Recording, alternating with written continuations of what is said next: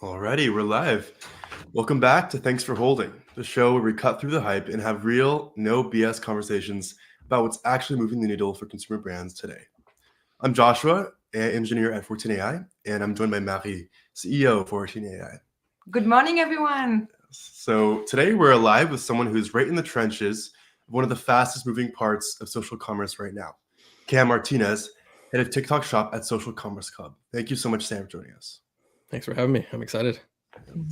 Cam works hands-on every day with brands and creators inside the TikTok Shop ecosystem. His job is helping one-off viral creators turn moments into actual, repeatable, scalable revenue channels, not just hoping for lightning to strike twice. So we're jumping straight into the stuff that matters in 2026. Again, Cam, thank you so much for joining us today. So, yeah, you spent years as a COO before going into TikTok Shop.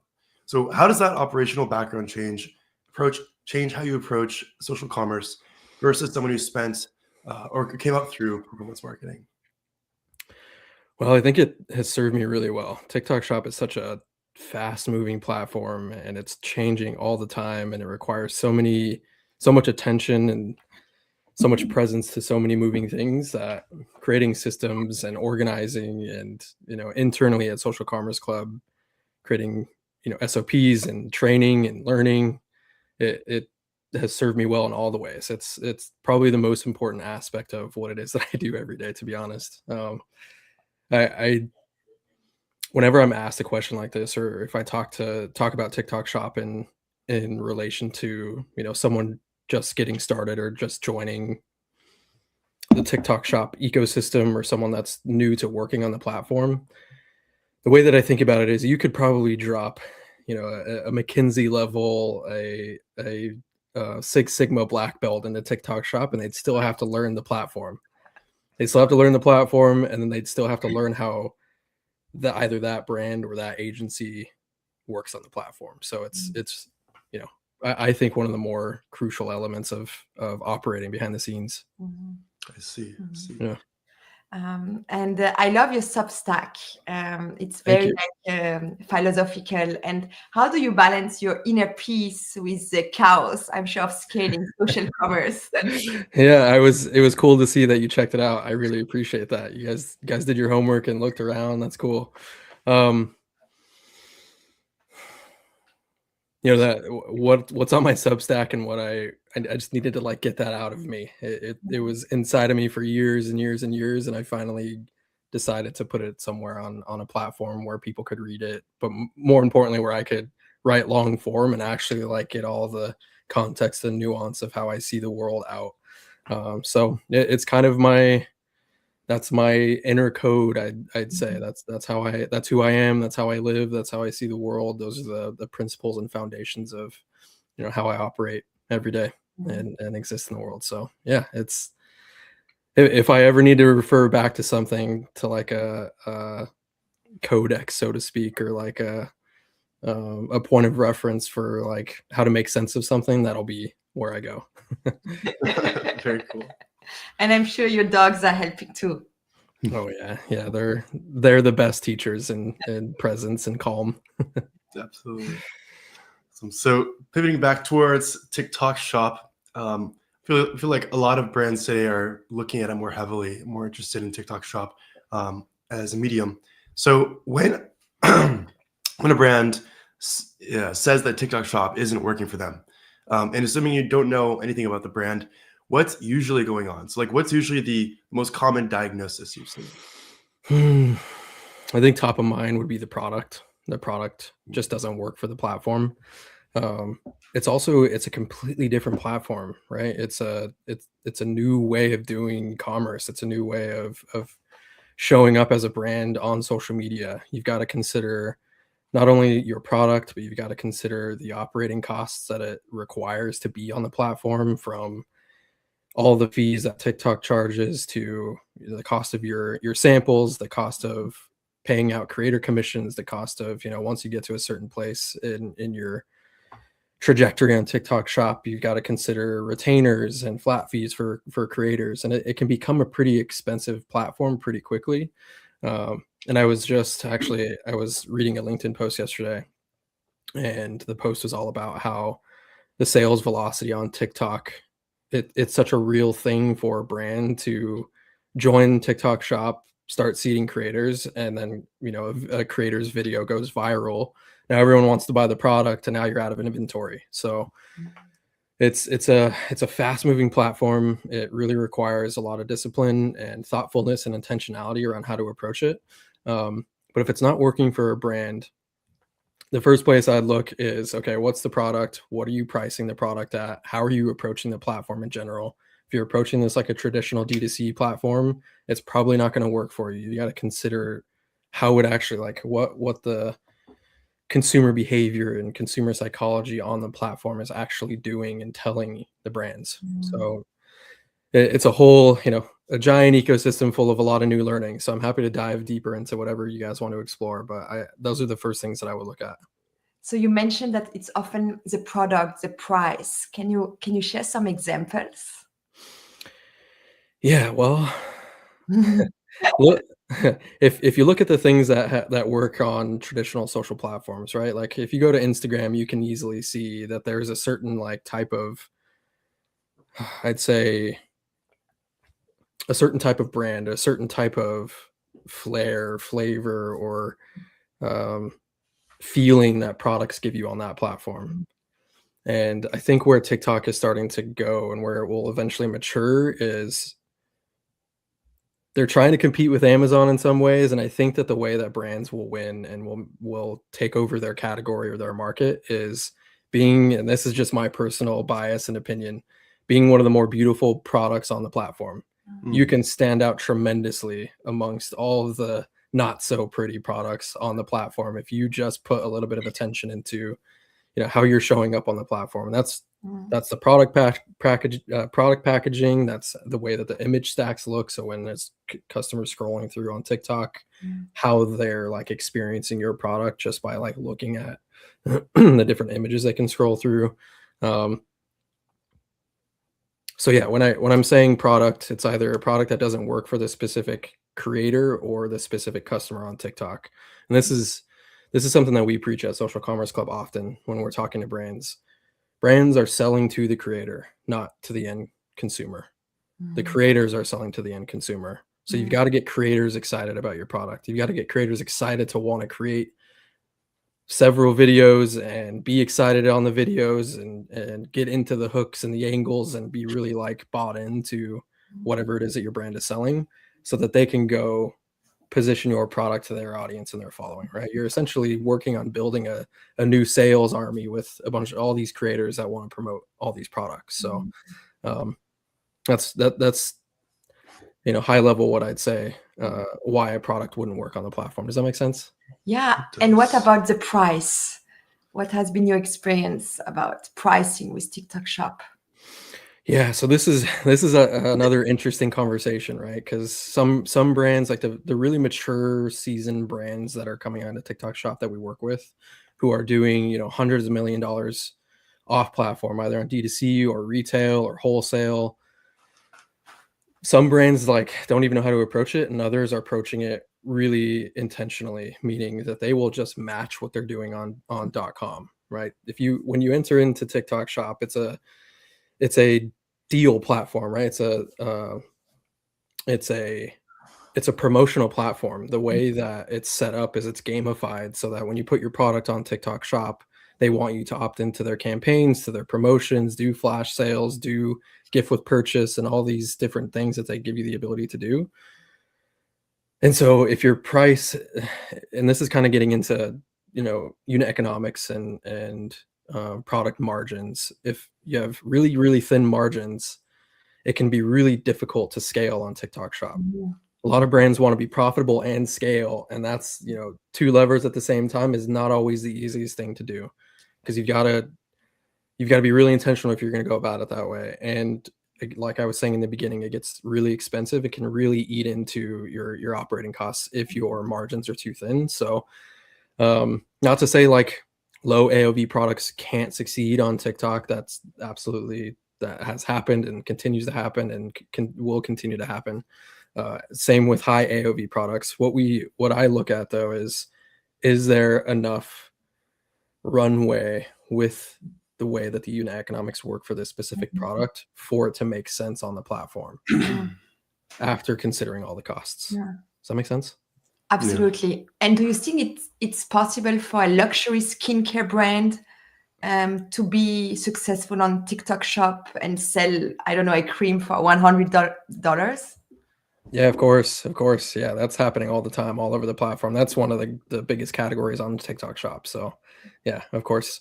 It's just you've got to consider, like, there's the product, and then there's seeding creators, and then there's the way that it's positioned in the market, and then you've got to consider advertising behind that, and then you've got to consider, of course, inventory, but then you've got to consider how you are, what the assortment looks like for your product, right?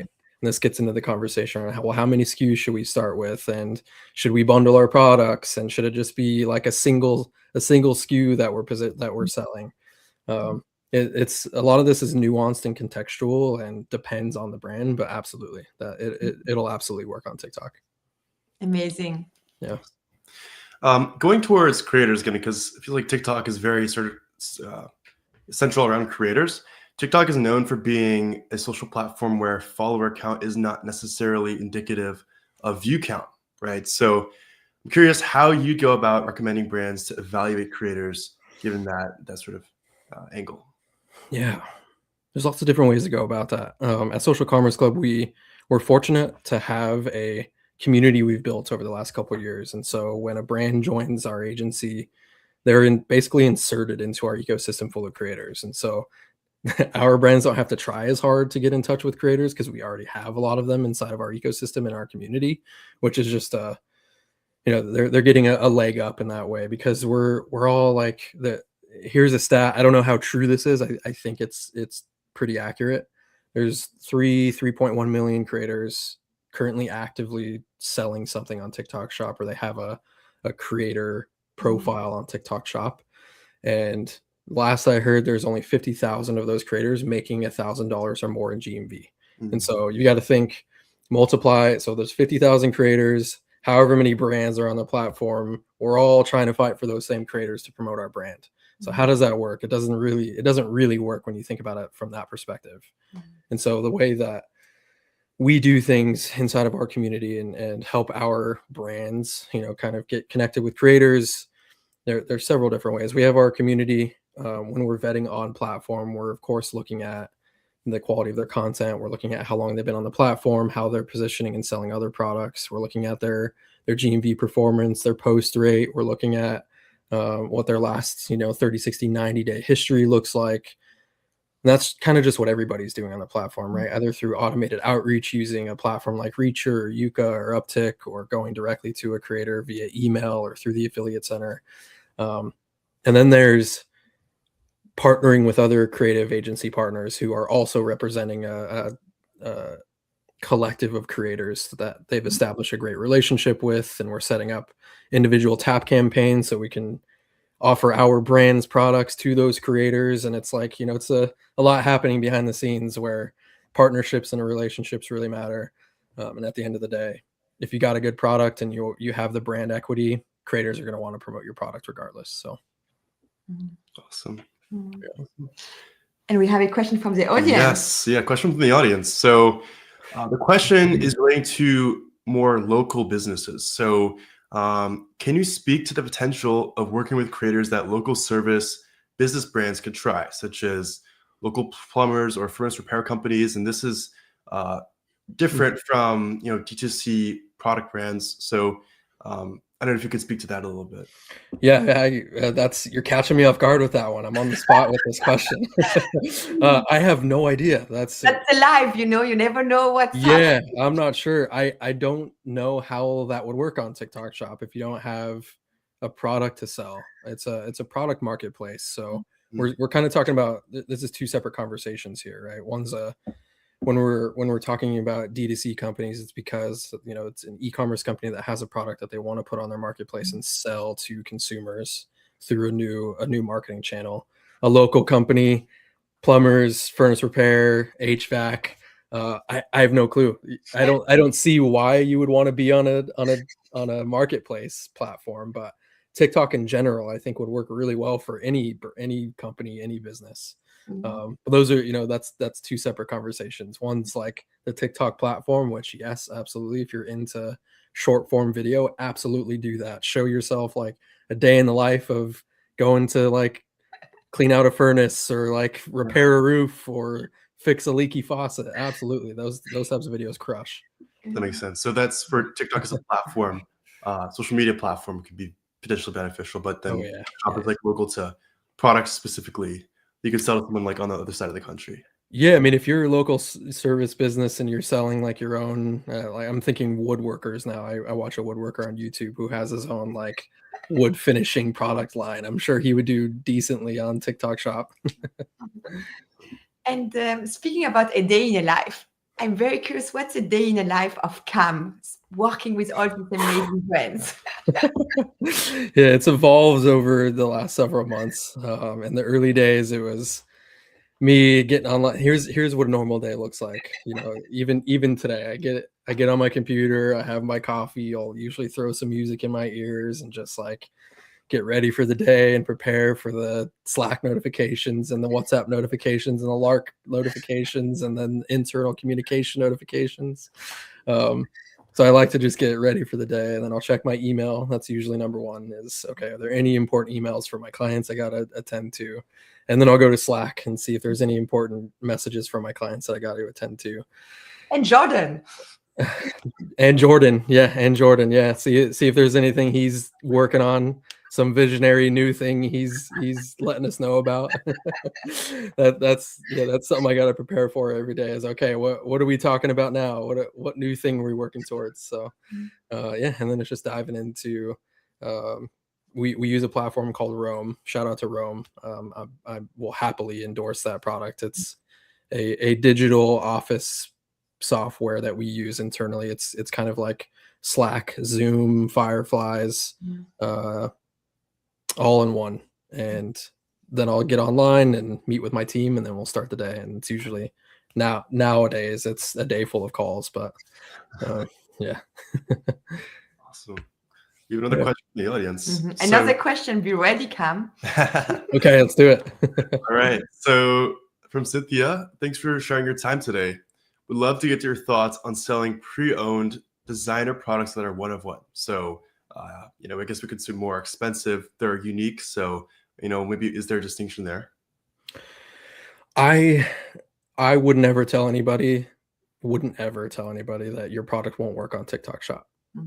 Okay. I think you can sell almost anything on the platform as long as it's approved. You get business qualification, seller qualification, category qualification sorted out, and TikTok approves your brand to be on TikTok or on TikTok Shop specifically. If you get through all those barriers, the only thing that you got to consider, well, amongst several others, is if I put this on Shop, do I have the cash? Do I have the inventory? And do I have the margins to support sampling creators for a very expensive product? Because you got to think, let's say you have a $500 product that you want to put on TikTok Shop. Remember, it's 60-70% a creator platform. So you've got to get your product in the hands of the people who are going to sell it for you, unless you're going to do it all yourself and get the completely organic route and just create all of your own videos and not go through creators and you're your own creator. If you can support the cost of that and take the risk of maybe not getting a 2, 3, 4, 5x ROI on that product, I'd say absolutely go for it. But if it, like I said, it becomes really expensive really quickly. So if you want to do high-end designer products, just make sure that you can actually sustain that on the platform. Awesome. And I love how you mentioned the creators. They're like an extension of your team, especially for sales. What has been your learnings to build a creator outreach system that is scaling? Yeah, so I'll start from the like a new brand onboarding in Social Commerce Club. Let's just say, for the sake of the scenario, that they have a pre-existing shop. They've tried things on their own, maybe got a few sales, did okay, kind of dabbled a little bit. the way that I would start it is, okay, we'd get them connected to our platform, and then we'd sort out all the onboarding stuff. And then what we do as an outreach system is we connect them to our Reacher account. Mhm. Shout out to Reacher. Love those guys over there. We're really close with them. We would connect them to our Reacher account. We would set up some net new creator outreach campaigns. So what I mean by that is we would either download lists that we have previously from other creators that we've worked with, and then upload those into the system and send messages to those people through the TikTok DMs. Mhm. Okay, and this is kind of getting nuanced and really in the weeds here, but we would set up several campaigns, and then we'd set up several follow-up campaigns. Those campaigns would be reaching out to creators to invite them to promote the product. Mhm. If they accept to promote the product, we get them the product, and then we invite them into our community, and that's where we kind of do our like broadcasting to all the creators. And so that's phase one, is like campaign to WhatsApp or to our creator community and having conversations there. And then once we've kind of exhausted that route, right? Because there's a limitation there. There's only so many creators that we can reach out to. Then that's when we start doing like micro relationships, where we're either working one-on-one with like really good creators, or we're going to other agency partners that have good relationships with really good creators, and we require that our brands have a budget for paying those creators to promote on behalf of their product. So it's part like, let's just send a broad outreach to as many creators as we can to see who's interested in this product and cast a wide net, and then we kind of narrow it down from there. And it really just becomes like, okay, who really loves this product, and how long can we work with them, or how long can we keep them interested? Awesome. Yeah. All right, sort of pivoting a little bit, you've talked a lot about the halo effect. So it's like sales lifting on Amazon, Shopify, and retail. And we're curious how you actually measure that. So maybe quantitatively, like what the data looks like when it's working. Maybe also some like, I guess, other ways to sort of look at it or measure it. Yeah, so luckily TikTok is really taking a great initiative and helping their brands do this through their system now. So I'm not sure if it's available to every brand at this point. I actually had it pulled up because I knew you guys were going to ask this question.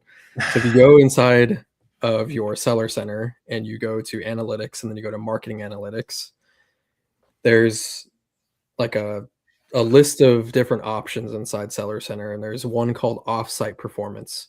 Okay, I won't go too much into this, but it's essentially, if you have a pixel, TikTok pixel on your website, offsite performance is TikTok Shop's way of allowing you to see how demand from TikTok is influencing the other platforms, as long as they're connected through the same system. So they're implementing their own way to track it all. We're currently working on a software called Grow Halo, which we're going to connect to all of our brands. We're going to get data from their Shopify, from Amazon, from TikTok. We're going to feed it all into one dashboard, and it's going to all roll up into one view for our brand. So they'll be able to see exactly how everything's influencing everything else.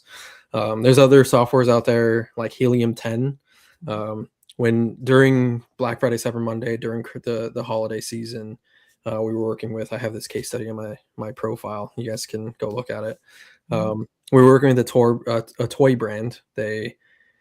Their hero product, the main product that sells 80% of their gross sales every year, was out of stock. And so we were working with a very limited assortment. The two products that were like, they'd already showed to the market, people already had pre-existing, they'd already crushed it with that the year prior.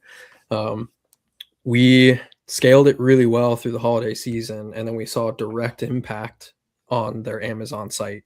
And by the end of the haul, like, they're completely sold out of everything now. They're actually having to go around to their manufacturers all over the world and try to like just be close to the new products that they're trying to bring into the back to the US, so they can put it on all their platforms and then in retail as well. So, but we use Helium 10 to see the direct Amazon impact from TikTok Shop during that season. Awesome. Yeah. And what about live shopping? I think it's so much fun to watch, but what has been your experience with live shopping? Yeah, it's a whole other world. Like there's shoppable content. So what I mean by that, for those of you who don't know, is shoppable content is basically short form videos creators are creating that connect directly to a product. That if I'm a consumer on TikTok, if I watch a video, I can click on a link and it takes me to that product to purchase. That video is a shoppable video. So there's the shoppable video world, and then there's the live selling world, which is a whole other completely different experience. It's a really deeply integrated, I guess, approach on TikTok Shop. And what I mean by that is you've got to be really strategic about it, because there are some people who do really well, some creators do really well, some creators that we work with personally that do really well on live, with live selling. But they understand their product so well, and their audience is so like tuned in and keyed in and expecting that type of content from them, that they have that whole system dialed in. For brands specifically, right? We work with one of the largest shoe brands on the platform. You guys can probably guess who that is. They absolutely crush it with live selling on their brand handle. So much so that they unintentionally started bringing all the traffic to their brand handle lives, and the creators going live weren't having as much success because the brand was doing so well with their lives on their brand handle. So to answer your question, it works, and it works really well when it's done right. But it's got to be positioned in the right way. That shoe brand I'm talking about, they've got the feel, they've got the studio, they've got the cool products, they have the like, they sell a unique thing that isn't already existing on the platform in the way that they're doing it. So get creative with it, but it absolutely works. Speaking about creativity, what, for instance, this amazing shoe brand, what are they doing differently? Yeah, well, I won't out all their secrets, but they keep creators engaged and interested, and their customers wanting more. If you go look at their shop and you look at what they're doing, there's always a new shoe. There's either a new collab, or it's a new shoe, or it's a restock of an old one. There's always something new happening, and they're always giving their creators something to promote and something to sell and something to give to their audience. That is like high level. If I were to tell any brand what to do differently or how to approach TikTok Shop, it's that. It's you don't have to put your entire product line on TikTok Shop all in the beginning. The greatest thing a brand can do is put, let's just say, for the sake of the conversation, 3 to 5 products on your shop. See which one becomes the hero and which one sells. And then naturally, creators are going to come to us, because we're managing the communities on behalf of the brands. They're going to come to us and go, are they going to put this product on shop? When is this product going to come online? I want this so badly. My audience would love this. You're creating an unintentional FOMO and a little bit of scarcity, but just excitement, and like creators want to promote your product. So the way you continue momentum outside of BFCM, outside of the holiday season, all year round, there should be moments that you're focused on. There's the platform campaigns, there's specific, promotional elements. Maybe you match your .com or D2C and what you're doing there, but have slots throughout the year where you are either dropping a new product or you're restocking an old one, and get everyone excited for a thing that isn't yet on TikTok. Does that make sense? Yes. Yeah, it does. That's the thing. Always keeping momentum. Yeah. Always. Yeah. Awesome.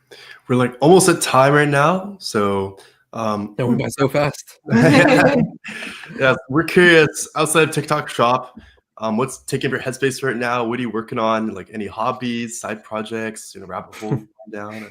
Yeah, I recently, I think I'm late to the party, but it's making me feel like a little kid again. I've been collecting sports cards. I've been collecting collectible cards, trading cards, mostly just to everything I bought up to this point are things that I will keep probably forever. I'm not like trying to turn a profit or like get into that whole flipping world, but man, it's such a hot thing right now. The YouTube algorithm showed me a few videos and I was like, yep, I'm into this. So and then most of my days filled with TikTok Shop and my wife and my dogs and coffee. Always coffee. And we also have some croissant. I've got my muffin. Oh, nice. Thank you Awesome. so much, Cam, for this morning. We learned so much. Thank you. We Awesome. really appreciate your time. Thank you, everyone who joined us live, and have a beautiful day. Thanks, everyone. Thanks for having me.